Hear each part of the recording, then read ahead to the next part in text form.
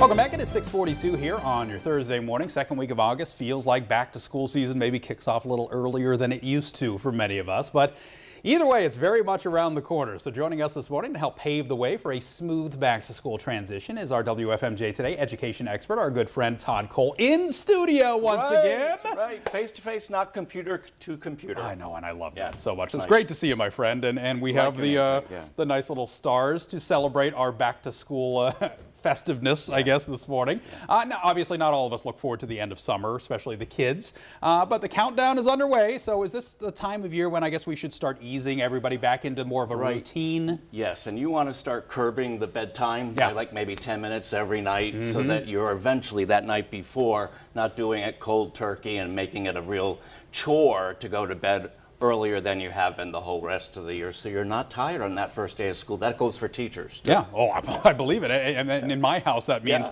getting our kids back into their actual beds. I can't tell you how many times this summer they've fallen asleep watching a movie. I wake up in the morning and when I'm getting ready for the show, and they're on the couch still. So that means it's important. It's advice that I need to take as a parent too. So back to school shopping is underway. How important is it for us to have our kids involved in that, whether it's school supplies or clothing or whatever? Correct. You want them to have input, because if they have input, you will get output. Yes. And you do want them to have some type of input on their first day of school clothing, but make sure you look at the dress code on their site so that you're not breaking the dress code on the first day of school, and checking for shots and immunizations on the website as well. Yeah, important information that we want to make sure that we're prepared and we're not putting our kids into a situation where they're just going to be in a bad situation. So obviously you always have a great assortment of literature and book ideas, and this subject, I mean, there's no shortage. Right, right, and it's a great way to introduce maybe the sense of anxiety.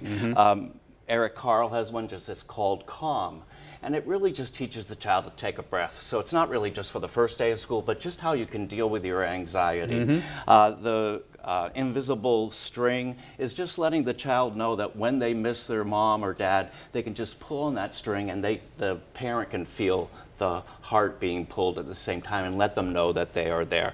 And all of these just welcome the child on the first day of school. This one is about a child who might not look the same as everybody else in the class on the first day in school, and how she can deal with it, and how we can celebrate the first day of school around the whole world. And we have another one here, school's first day of school. That's an interesting one, right? Letting the school tell the story of their first day of school, because they're brand new, that's been remodeled and everything. I like that. That's a cool perspective too.